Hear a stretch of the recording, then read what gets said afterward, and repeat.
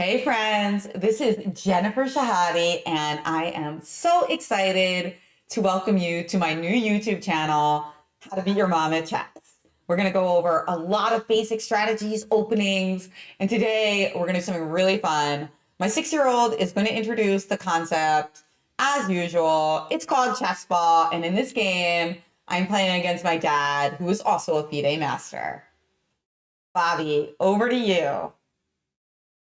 Tell me the most important rule of chessball. You need to score to make a move. Yeah. And how do you win?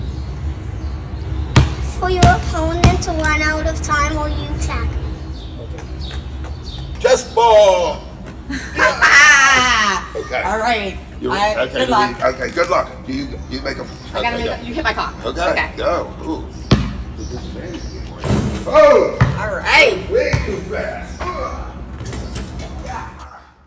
You've gotta love this new variant. It's so much fun and get a little workout in. Now, my dad in this game is allowed to make layups because he's 76. Shout out to the former triathlete or Ironman, once an Ironman, always an Ironman, eh? I think I'm trying to shoot behind the line until I'm under a minute. But hey, opening E4, C5, Knight F3, and my dad here plays a move that, you know, I used to play myself. I've played this before, G6. Kind of a little sneaky dragon. They call it the hyper-accelerated dragon. It's got a lot of pros and it's got a lot of cons. The pro is that it kind of avoids the Yugoslav attack. It's a little sneaky and tricky. There's a lot of negatives. There's a lot of negatives to this line. One of them is if I play d4, I can try this queen takes d4 line, which is quite irritating. Another negative is, oh, well, the Maroxy, but I guess that's something you always have to deal with if you play any kind of accelerated variation. And the other negative is the one that I played, C3. I love the C3 Sicilian.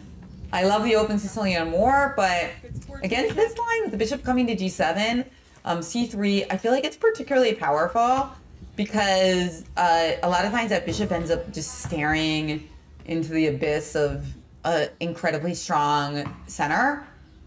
So you got to play bishop G7, and when I play D4, D5, key move. You must play D5 or you're just going to get squashed by the center. If you don't stake your claim in the center now, you never will. So D4, D5 it is. And then I have a big choice here. There's actually two really good moves here. Chocolate versus vanilla, both fantastic. E takes D5 is more my style because I like open positions. But let's be honest, I wanted to keep the position closed because I thought I could flag my dad. And the more closed the position, the more moves it takes. So I play D5, which is, yeah, very good move. Now the key thing here, guys, is you gotta play your bishop out before you play E6. If you play E6 first, your position is gonna be absolutely terrible because this bishop will be like, even worse than a French bishop, just terrible. Okay, so you can't do that. You gotta play, he plays Knight C6 first, and I played bishop E2, but he's gotta get that bishop out to G4.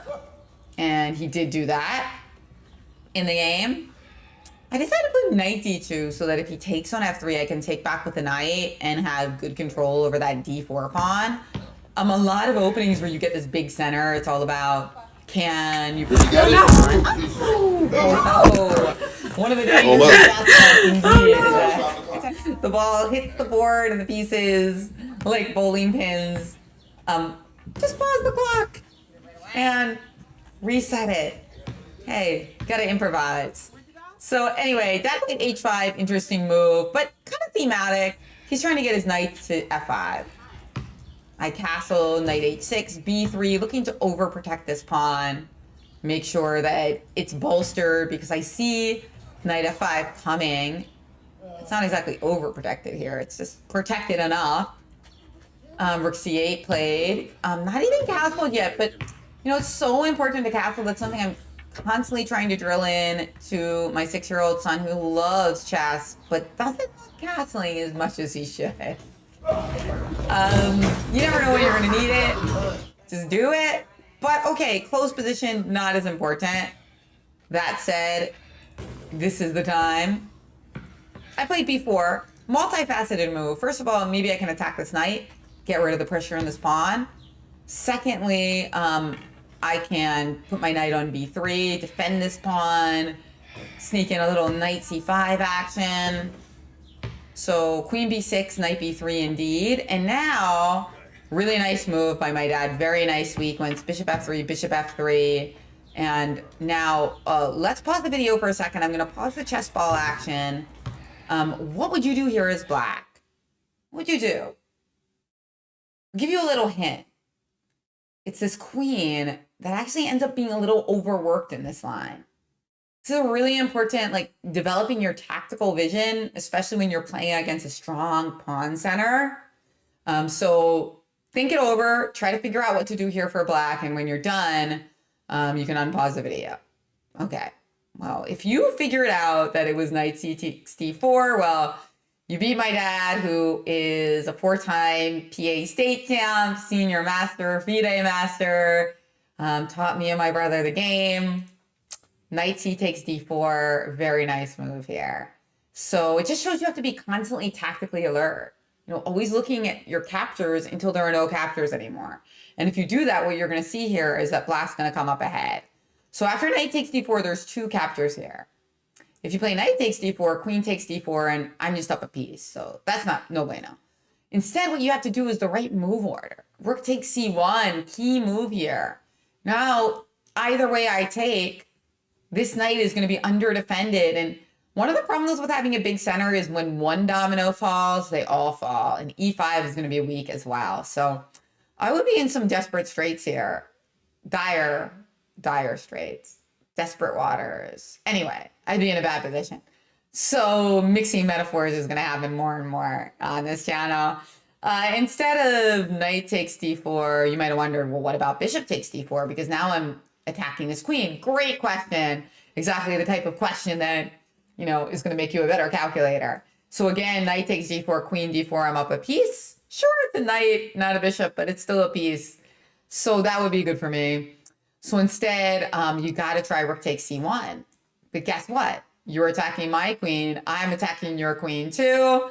So this turns out very good for black. Not only because I'm up a pawn, but also because, again, this pawn in trouble. Got to passively defend it, but then my rook gets super active and you're dead here. This is terrible. Absolutely awful. I've also got this passed pawn. So black's winning in this position, clearly winning. So very nice opportunity. Then unfortunately, well, fortunately for me, let's see, my dad did not detect. Instead, he played the natural. Move ya. I know, I'm analyzing the position. Leave me alone. We need all the It's like time. that spidey sense, right? They talk about that. He has a sense that maybe there's something there. But, you know, it's a blitz game. It's a chess ball game. He doesn't follow up on it. But try to develop that sense. Got a little tactic here. It has to do with, like, development and just the energy of black's pieces. Everything's perfect here. There's that one moment. And the moment passes because, of course, now I play knight c5. Now there's no more funny business here because I can just take, right? I block all the fun business. Bishop f8.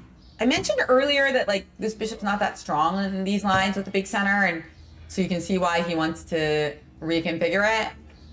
I play rook e1, just kind of a boring move that doesn't really do anything. Now he plays rook c7. I talk about spidey sense. This move, blocking the queen from any kind of retreat squares. It's like missing a layup. Sorry, Dad. Did you just miss a layup? It's okay. It happens when you try to make a lot in a row. Now, unfortunately, I did not see the correct antidote to this move. There's a beautiful win. Like, even if I don't see the beautiful win, it's not a good move. But challenge yourself. Can you find the right move here for white? Again, you might want to pause the video. It's a little tricky. And I'd say equally tricky to the last tactic, but more unusual.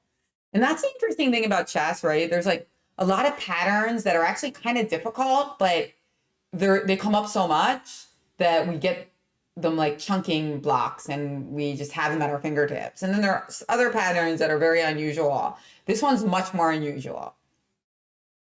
All right, well, if you thought it was bishop e2, you're wrong. That's what I played, just kind of a pedestrian move. Nothing special about it. It's got a nice threat, knight a4 threatening to trap the queen, but not forcing wrong move order. The correct move is the forcing knight a4. Forcing knight a4, forcing moves, huge in chess, right? The better you get, the more your forcing moves expands beyond checks and captures to any kind of threat. Checkmate threat, threat of a queen, threat of a rook, threat of a pawn, right? These are all forcing moves. It's just kind of like a hierarchy. As you get better, you need to look at more of them. So, okay, knight a4, queen b5 loses immediately to bishop e2. The queen is bereft of squares. So instead, queen a6 would have been the move that my dad played, for sure. Because now at bishop e2, there's b5, and I've got a positional advantage here as white, but hey, take your positional advantage and try to win it in a blitz game, right? It's not that easy. So can you find the dazzling forcing win here? Again, you might want to pause. If you found b5, congratulations. It's a stunning move. It's a stunning sequence, combining attraction, forcing moves with trapping a queen. Queen b5, and now after bishop e2, you do have this a5 square, and that's why it's kind of hard to see this combo, because it looks like the queen is getting out. But now bishop c3, and the queen is dead. She can't go back to c7 because of this erroneous rook c7 move before, and all of these other squares are taken. Yeah. Beautiful one. Very unusual. I mean, that b5 combined with trapping the queen, it's not really something I've seen before.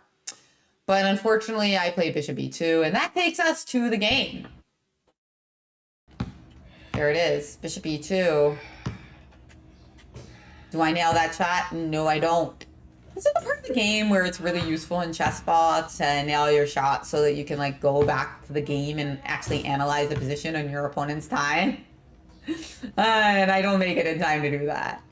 And if I had, maybe I would have played a better move. After a5, I again miss knight e4, which is super strong because when he goes queen a7, I have b5 coming with b6, just crushing. I mean, really, it's totally forcing. I should have seen that, but I played b5 right away.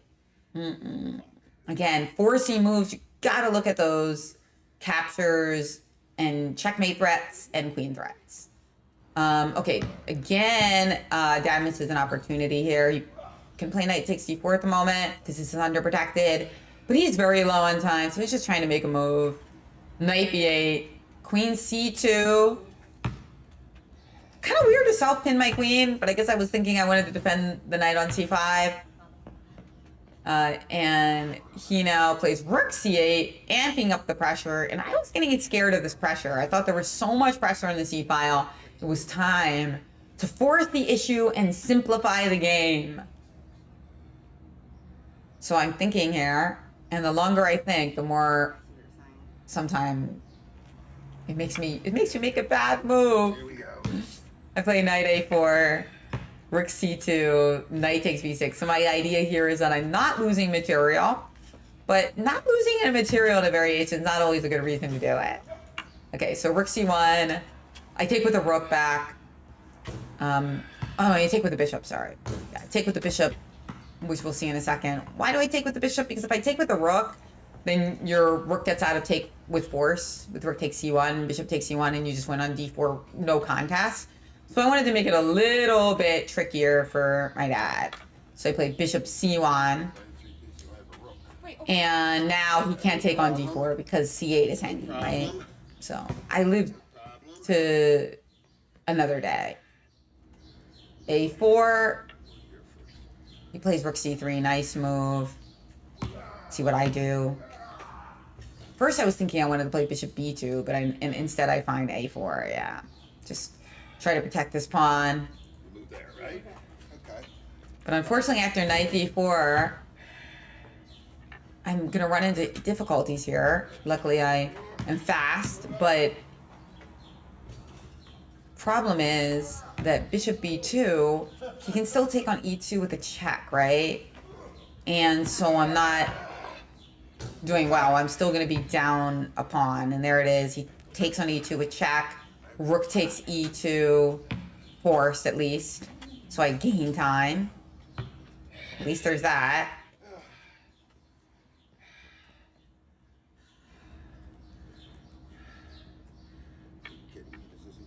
Let's see now. He plays rook c7. I need to make a little luft, so that's what I do. A little luft with g3. There I am, staring at the position. I hear you. I hear you. They try to flag him. Knight d7 played. Bishop c5 way stronger though. Bishop c5, and the only way to untrap my knight is knight a8. But knight d7 in time Are you pressure. flagging me? I think so. Oh no!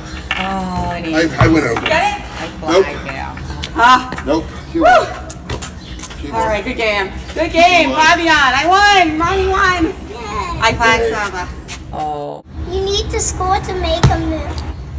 Yeah. And how do you win? For your opponent to run out of time or you tackle. This game not only had the chess ball action that makes a blitz game so fun for me, it also had two really nice moments, right? Two really instructive moments, that overworked queen, and then later in that game, that trapped queen. And it showed something that's really important in chess, alarm bells, about having the sense of danger and getting that sensitivity about when you should be worried, right? And for me, it was that pawn on d4. It needed to be protected better, right? Because there was those tactics that just erupted for my dad's position.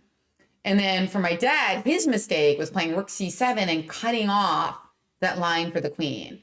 So it's kind of about having alarm bells when you have an opportunity and also trying to be more sensitive to your opponent's opportunities. And both of those moves really kind of illustrated that so beautifully.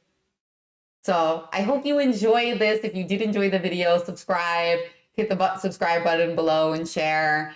I've got a lot of exciting things planned for the channel. In addition to more chess ball videos, I'm also going to be doing some mini lessons inspired by my work with my son, who is loving chess, and also some of my favorite tactical themes and some of my favorite games. So I'm very excited to have you here. Throw me a comment if you have any questions or observations about this game. And hey, maybe you should give Chessball a try yourself.